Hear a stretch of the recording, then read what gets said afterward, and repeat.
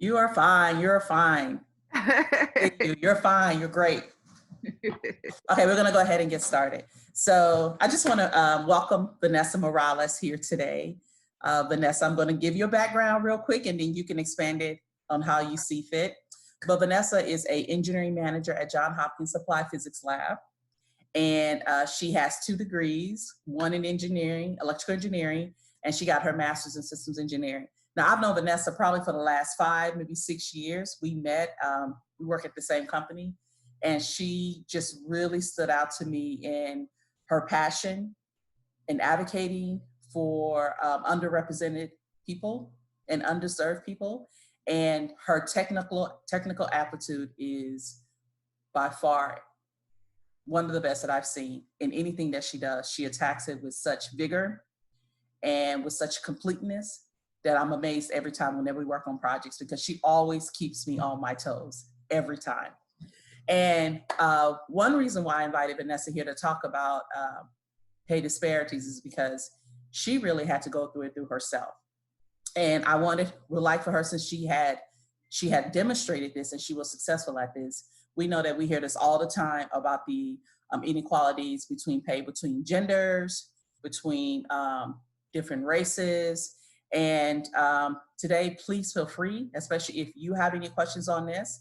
Vanessa has mentored, has guided, and has provided feedback to a lot of different people on how they can make sure that how they can get the raises, and also on how they can identify if they're getting paid what they're worth. Yes, yes. Yes, yes. So everyone that comes in, make sure you put where you're from. We want to see what state you're from, and that you're staying safe and that we're staying engaged. All right.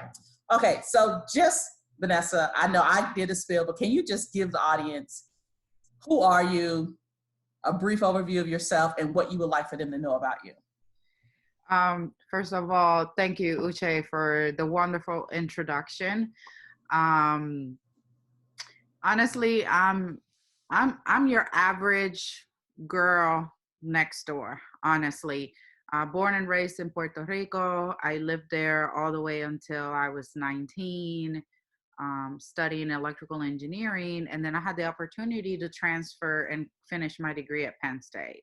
And thus, I came to the US and I got a job at Lockheed Martin in Maryland when I graduated from my with my bachelor's from Penn State. And then after that, I found out about Johns Hopkins Supply Physics Laboratory and their systems engineering curriculum. And I said, why not? I've been in the private industry 4 years now. I really want to try something different.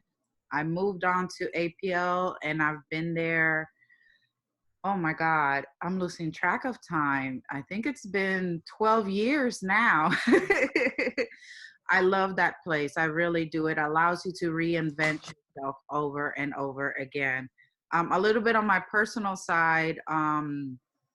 Yes, I am from Puerto Rico. My mother's from Venezuela. I do have relatives right now in Venezuela. If anybody's watching that is from South America, my heart goes to you during this difficult time. Also, I'm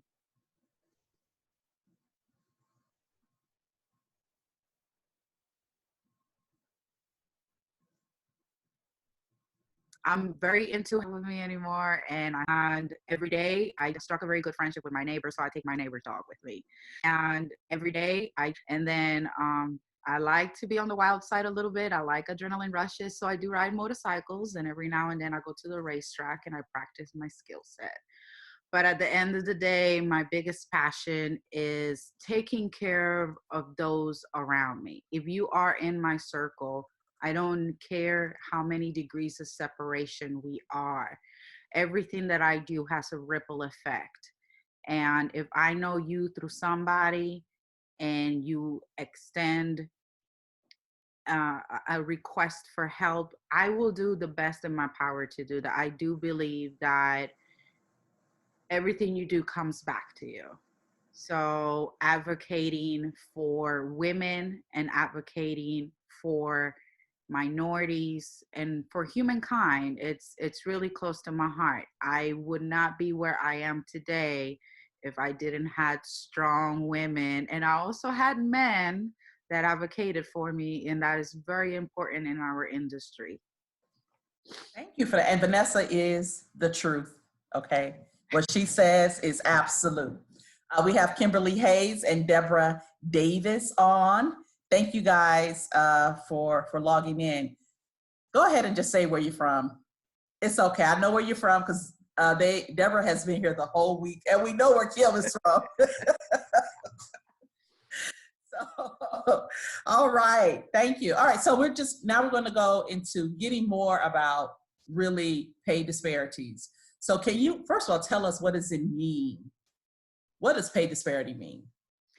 So pay disparity is also known as the gender pay gap, right? So it essentially means that men, unfortunately, or fortunate for them and unfortunate for us, are still in 2020 being paid more than women do. So that is causing that disparity. I think it's a very simple term. I also did some research, and I saw in the hold on, I'm looking up my references. I got this from CNBC.com, and as of April 2019, last year, women were only earning 79 cents for every dollar that men make. So think about it. If your husband is getting paid, or your best friend, or someone you know, a man is getting paid $100 an hour, us women are only getting paid $79 an hour for the same services. Okay, that's interesting. So when you hear a lot, well, we're trying to make sure that we can close the pay equality gap. What are they really talking about? Because I hear that all the time, where, we have organizations saying that we're doing our best to close the pay equality gap. What does that really mean? So I can speak about my experience as a manager.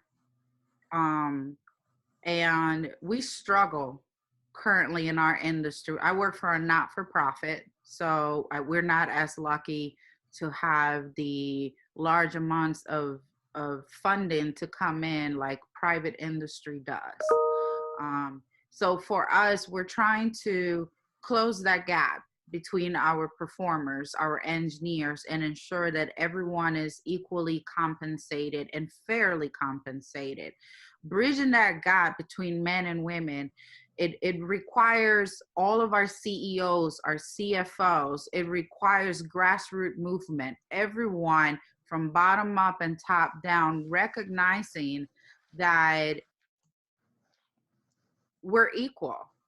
We are all in this together. We all work equally as hard, and sometimes minorities and women, we have to work twice as hard to be seen and recognized, and to be able to break the barrier of the stereotypes. Because when I walk into a room, the first thing you see is my curly hair, my tan features, and you may hear an accent.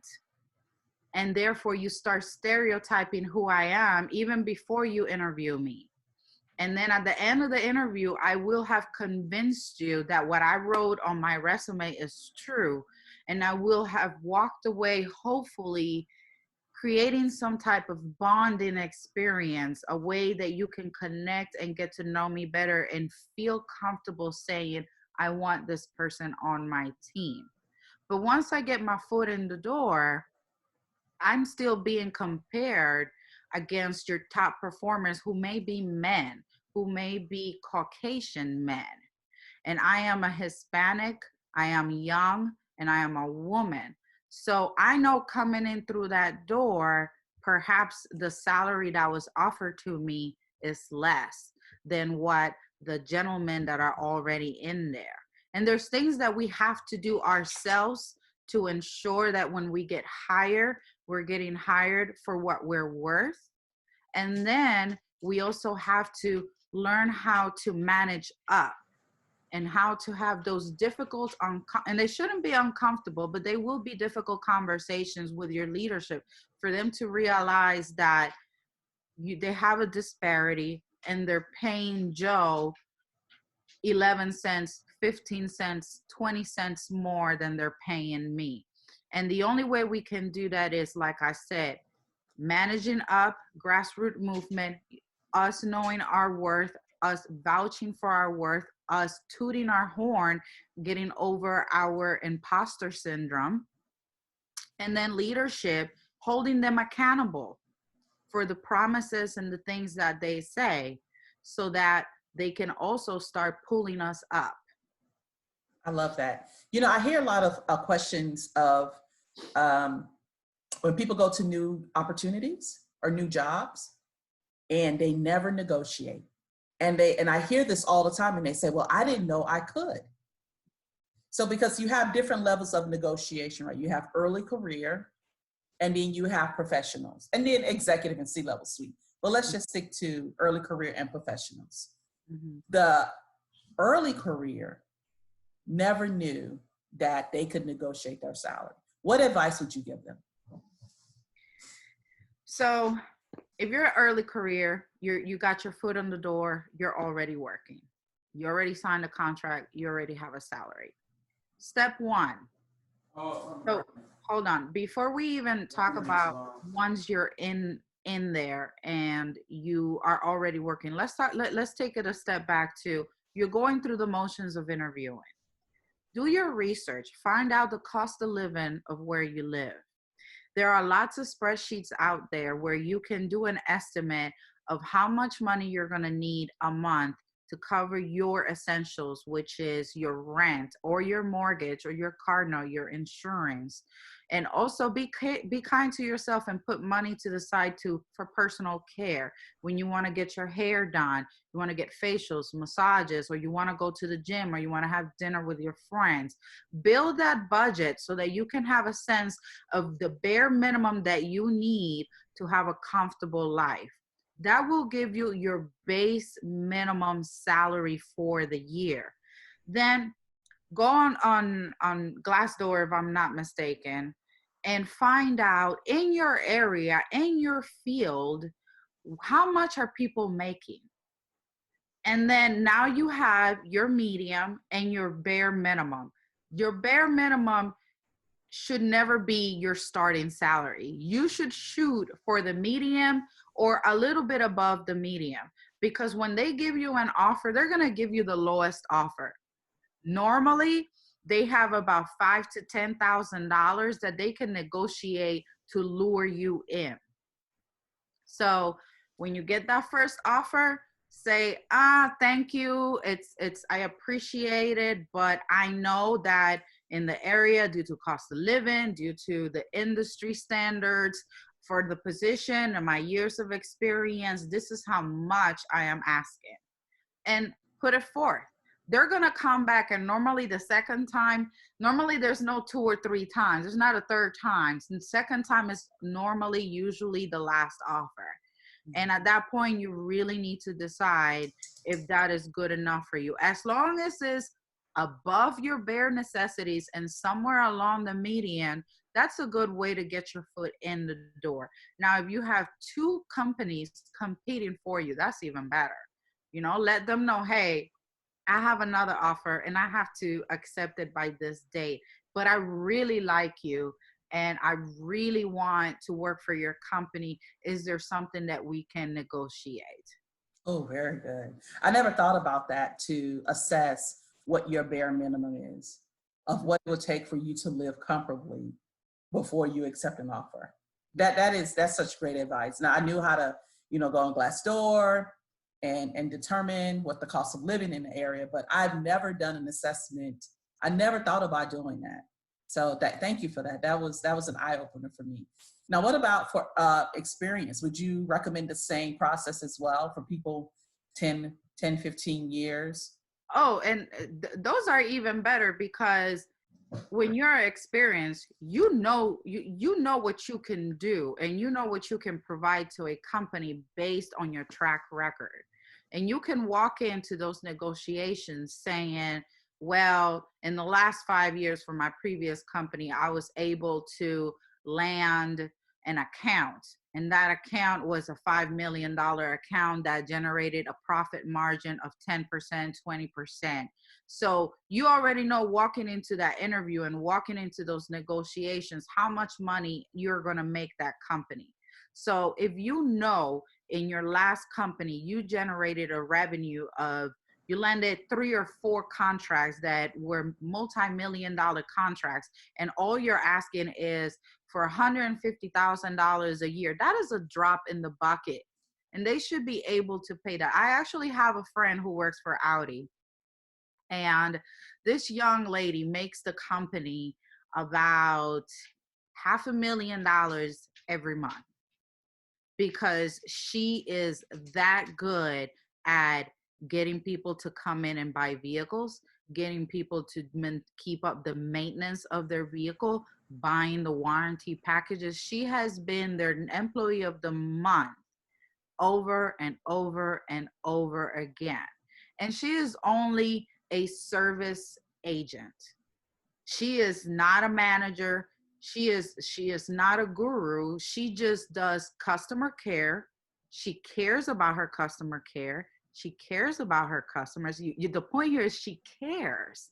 And as a service advisor, she is bringing in $150,000, $160,000 a year. But that's because she knows her worth, and she's able to continuously have that conversation with her superiors of, this is how much I'm worth, and let's negotiate. And I'm coaching her still. We haven't broken the barrier. There's some in that type of commercial industry of vehicle sales is a very different setup. It's not like our corporate system. When you're boots on the ground, it's very hard to break through those layers. But that's a good example. Another example is my brother. He has the same qualifications as I do. Electrical engineering, bachelor's degree, master's in systems engineering. And he has lived the life of working for Northrop Grumman, working for Booz Allen, working in the defense industry for Aberdeen Proving Grounds as a contractor, not as a salaried employee. And he has also done the same dance of, I know my track record. I know what I bring to the table, and I know all of my qualifications. And this is the bare minimum I need to survive, because I have 2 children in my house and daycare is expensive. So I know between me and my wife, we need to make X amount of money. So then they tag team it. If his wife this year is making this much, he ensures that he's making this much. But the conversation is honest about knowing exactly how much you're worth, being honest with yourself of what are your actual real contributions and talents and skill sets. Ooh, love it. You're dropping gems. Actual talent, contributions, and systems. You're dropping talent. So Kim says, oftentimes women are fleeing a bad situation. It could be professional or personal, and they forget to negotiate while getting that new job. They're simply happy to get a new job with just a little bit more money. Men tend to not flee so much when they're getting a new job. Women tend to have more anxieties than men when managing a career shift. Would you agree? Great insight. Yes. I think I'm not going to speak for all women, right? Because there's more to my story for coming to APL. I was actually fleeing sort of a bad situation. And part of the bad situation was I wasn't making enough money to pay my student loans and to pay for my mortgage. So I was forced to do the whole exercise of the spreadsheet to figure out how much is the bare minimum that I needed to make. And back then, when was that? That was back in 2008. I was only making $60,000 a year.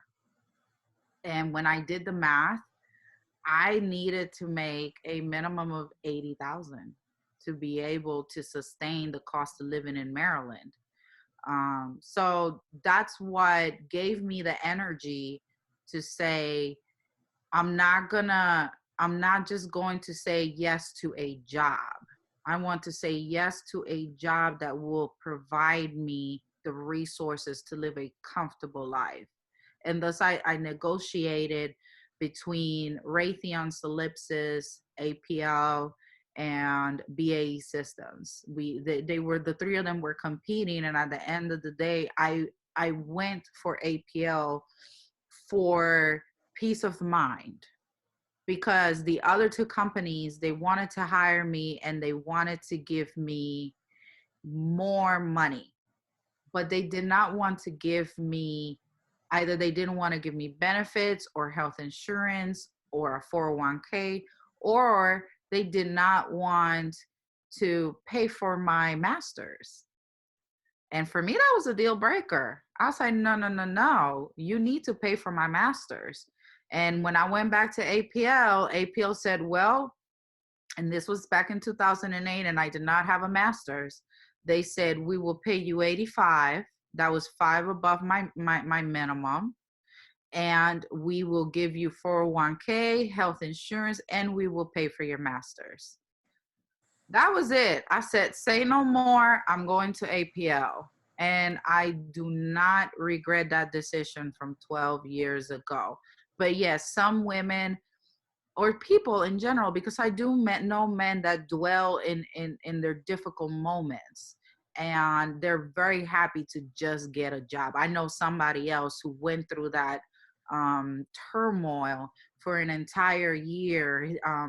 There was a change in management. He lost his job, and for an entire year, he was just accepting jobs just because he needed that paycheck. Eventually, the company recognized that firing him was a bad idea, because they started losing profits and they started losing customers. So they brought him back. And now he's and I'm also coaching him on negotiating how to move in that environment, because that is a service industry and they work very different from the engineering industry. So the tactics that I use are not the same tactics for him, but we're able to have an ongoing conversation on how to tailor and apply. But yes, the most important thing here is, don't let your current situation dictate what your outlook to your future will be. Love Don't that. let that. Thank you. Thank you. Kim says, don't just say yes to a new job, say yes to a better opportunity. And Yeah. Kim, I think it's interesting that you pointed that out, because I remember there was a time in my career where I was having a hard time at work and I was looking for new opportunities. And I had to be careful not to just take any opportunity, and to be careful to see which one was the better opportunity. But that was killing me to do that. It was, because you're like, okay, I got to help you get out of here. This is not a great situation for me. And someone is giving me something, and you have to pause, reset, and pivot. So thank you for that. That was, Vanessa, that was great. That was great. All right. So I know, and all right. So here's the question. Someone says, I know I'm underpaid, but I'm uncomfortable about having salary conversations with my leader. What should I do? How can I ask for a raise? Okay, so I have two stories. I have my story and I have another young lady's story. With my story, I was not uncomfortable. I didn't care. I had enough. And I think it was because I went through a life-altering situation that landed me in the ICU and then on short-term disability. And then when I came back with a larger appetite for life. And then Uche introduced me to the SWE professional world, because at that point in time in my life, I only knew about SWE in college, not SWE in the professional realm. So I went to the SWE conference down Huntsville, right? No, not Huntsville, Nashville. It was Nashville. Nashville. And I went to a lot of seminars that revolved around the conversation of knowing your worth, negotiating, managing up, having difficult conversations. And I came back reinvigorated. So for me it wasn't difficult, but for the other young lady that I was coaching last year, she was not comfortable to talk to her leadership. So number one, the first exercise that I gave her was spend some time reviewing your last 5 years in a company, and every single thing that you had influenced.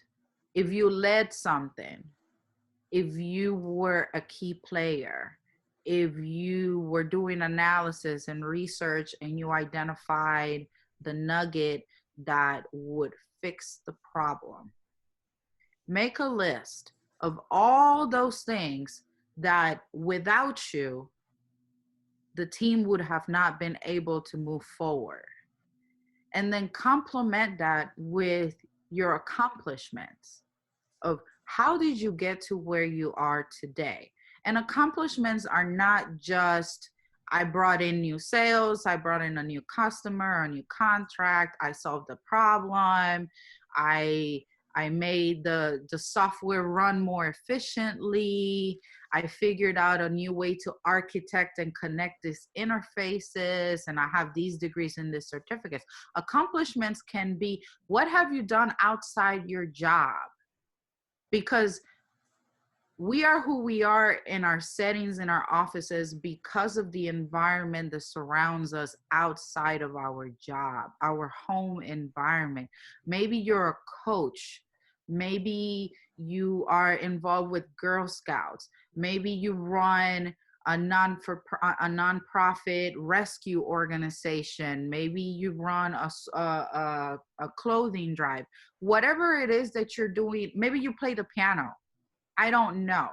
But all those external things that you do outside of the work environment also play into who you are at work.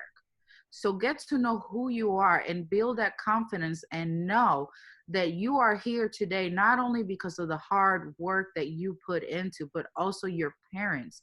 What did they do to propel you? Your mentors, your coaches, your friends, your family. That was the first exercise I gave her, so that then she could put it all into writing.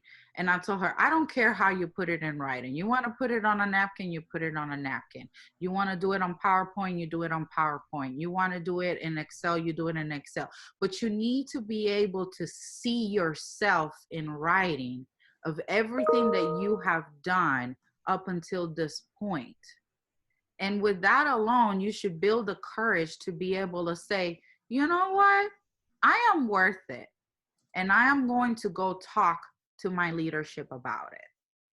So that's step one. Get to know who you are and how did you get to where you are. And then this is the more difficult part. Let's quantify your contributions to the company. And to do that, you also need to understand the vision and the mission and the strategy of the company you work for. What are their goals, and how are the things that you're doing today, or the things that you did in the recent years, how do they apply to those visions, missions, and strategies? How did they impact the company? How did they impact your team? And you don't necessarily need to have a big impact and a big contribution to go all the way up to your CEO and CFO. It could be as small to your organization, your immediate 20, 40 people, or just that one contract. The point is to be able to articulate what you are contributing and how it is impacting the customer and how it is impacting your organization. And if you're able to articulate that, there shouldn't be a question, there shouldn't be a pushback of why you need to be negotiating your salary. The third thing that advice that I have to give is, once you build your confidence, you know your worth, then you understand your contributions and how they impact your surroundings and in the company. The third thing you also need to know is understand the salary appraisal system of your company. Not all companies function the same way. Some of them give you bonuses at the end of the year. Some of them just give you a big raise. But at the end of the day, what you need to understand how their system works so that when you have that conversation, you can't be, I hate to use the word tricked, but you can't be persuaded or taken the motivation to have that difficult conversation be taken away from you, because you are empowered. You know how the system works, so you can talk smartly about this. And for example, in our company, the company I work for, you have to prove your worth before you can even get that recognition of the salary, right? So you set a goal every year of what you want to accomplish, but you have to ensure that your immediate supervisor and their boss's boss and their boss's boss, they're all talking about you when they sit at the table. Your name has to be on their lips all year round. So when at the end of the year they have salary negotiations and conversations, they can say, well, I know so and so did this year and did that and did this other thing, and because that person, and I heard them talking about it here, oh, and I saw them over there. So you are in front and center, because if you're out of sight, out of mind, they're going to go through the list of all the employees and they're going to say, oh yeah, I don't really know what this person does. So it is a whole 360-degree approach that you need to take. And it starts from within. Then it starts with what are you contributing? So that's external. And then it continues with your surrounding, your network. Who is advocating for you? Who is guiding you? Who is sitting at the table and talking about you, so that when that day comes that you need to negotiate and a salary increase, you have all of your cards, all of your ducks in a row, and they can't say, no, Vanessa, I can't give you this. Be informed before you walk in there so that you have all the tools to hit them back. I have written this down. This is great. Kim and Deborah, I hope you're writing this down. Vanessa are dropping some gems here. So Kim says, that has been one of my issues. I champion for everyone else more than I champion for myself. I celebrate and challenge myself, but not enough. But not enough. Kim, what does enough look like for you? Yes, please. You can either come on, you don't have to, we don't have to see you, or you can type it in. What would you consider your championing yourself enough? So while you're thinking about that, Vanessa, you're just giving us so much great information. Well, okay, so the next, what I was going to ask you is, how can I determine what my salary should be, my worth? You've already, in a way, talked about that, right? You mentioned determining how you are contributing to the organizations, what their mission and vision is. You mentioned going to Glassdoor. You mentioning, of course, what is your cost of living? What is there anything else that they need to do? So I say proceed with caution. This is a caveat. I'm a people person.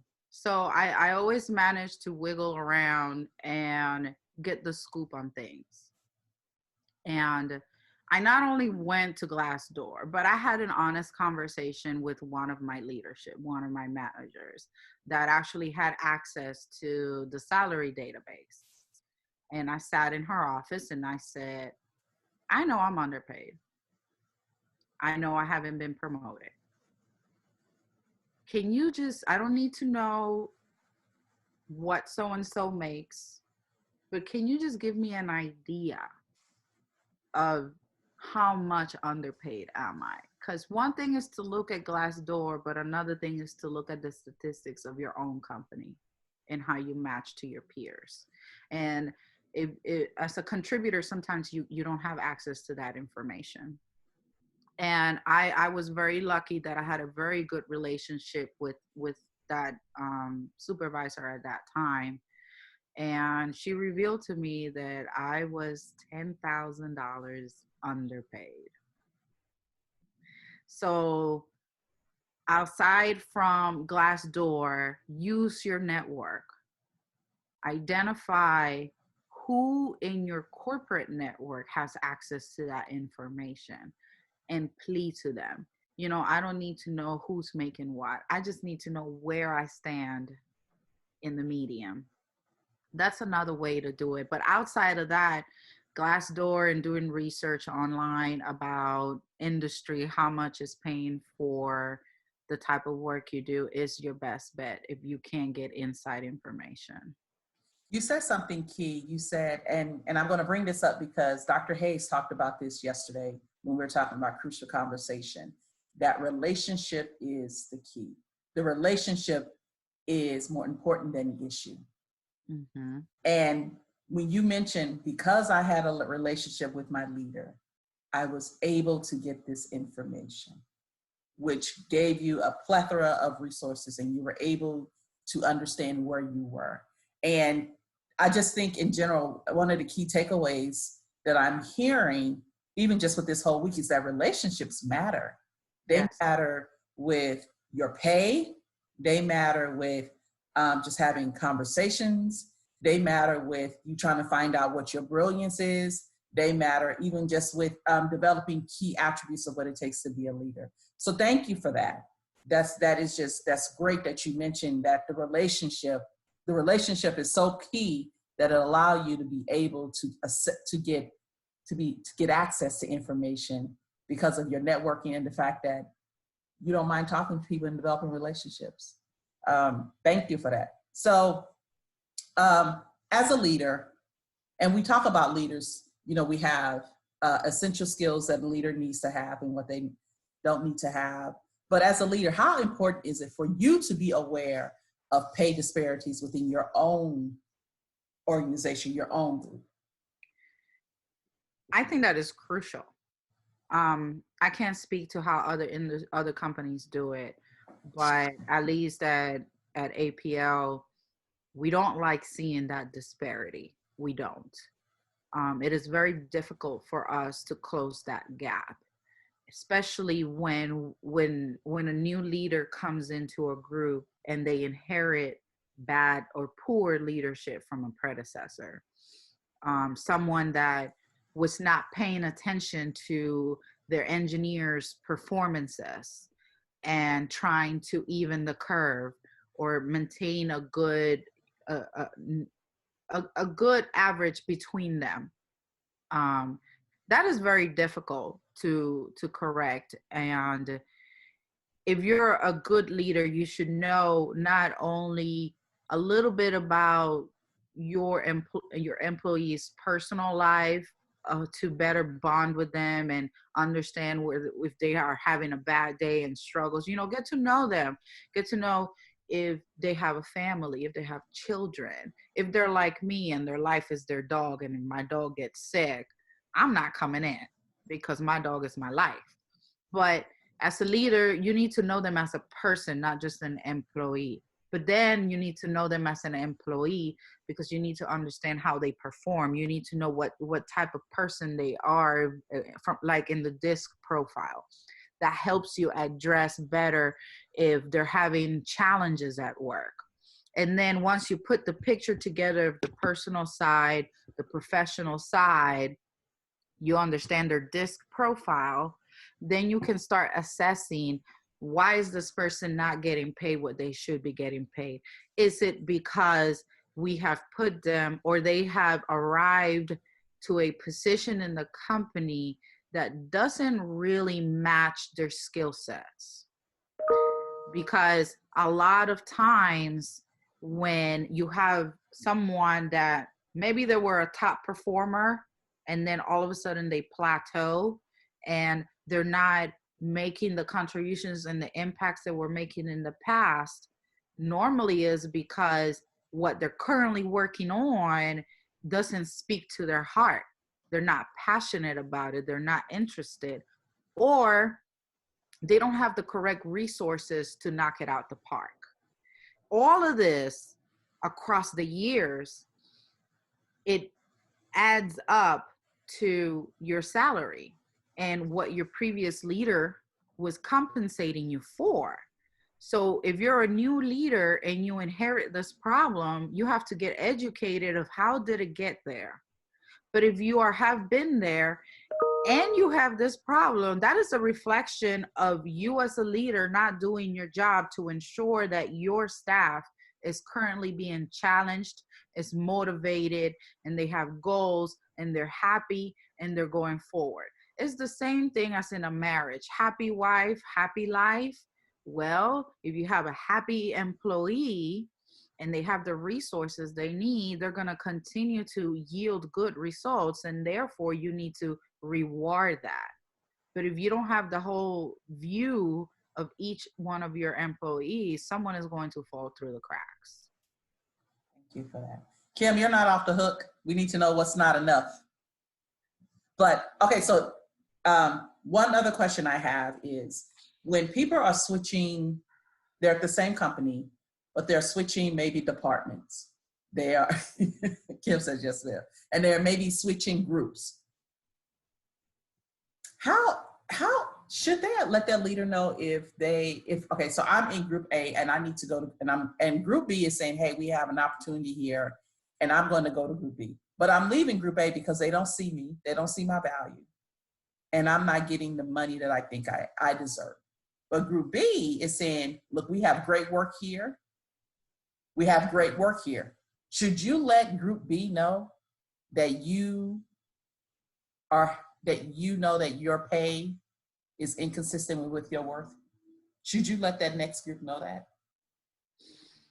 You asked a lot of questions in that one. Okay, so the main question is, should you let your new department know that you are unsatisfied with your pay that you got in your current department?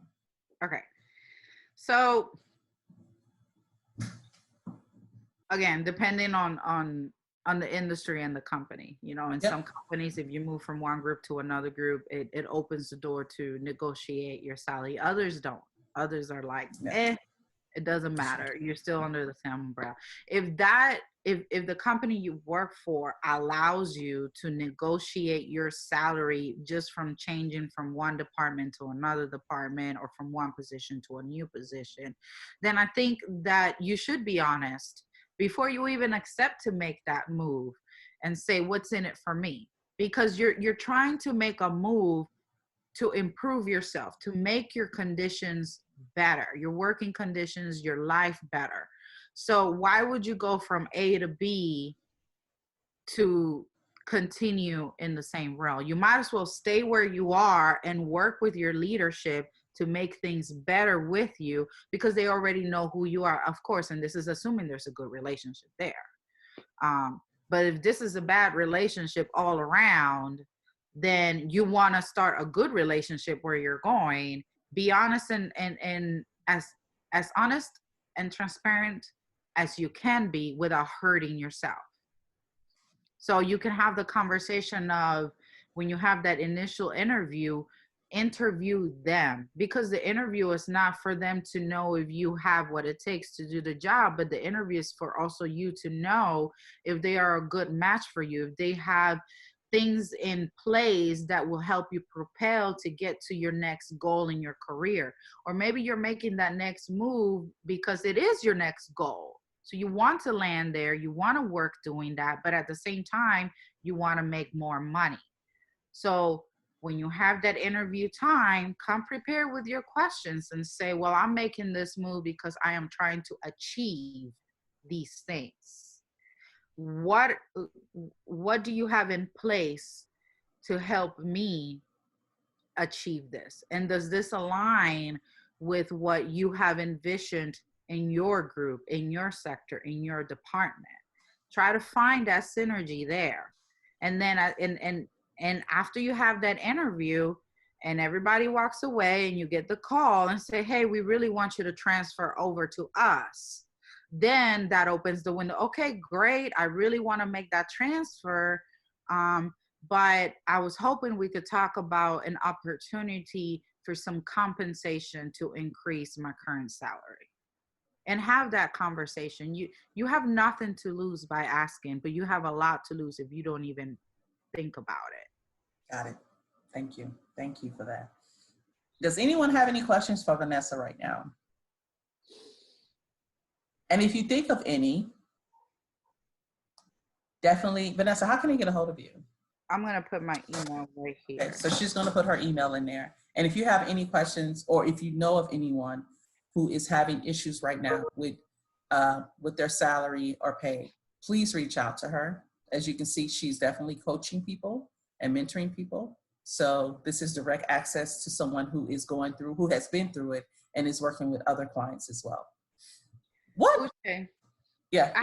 I wanted to go back to something you mentioned earlier, where you was talking about, what if you are in a group and you want to move to another group? Do you even tell the current group that you're making that move? I think I heard you say that. And that triggered a memory of mine, because in my 12 years at APL, I did have that situation where the group I was in was not a good match for me. It was not a good match from a people dynamic, the environment, and it was not a good match because of my skill sets. So because the relationship was not there with my leadership, I did not have that level of trust, and that I just had no trust, period.